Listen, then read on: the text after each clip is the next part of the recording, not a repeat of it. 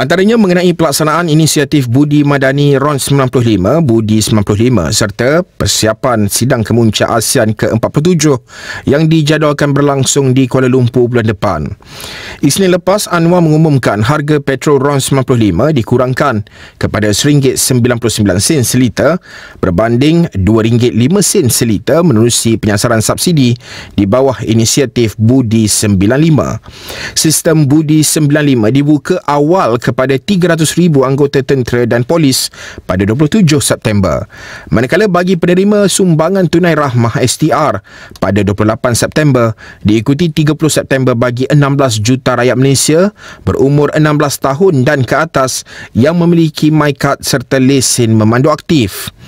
Sementara itu, sidang kemuncak ASEAN ke-47 pula berlangsung di Ibu Negara dari 26 hingga 28 Oktober ini.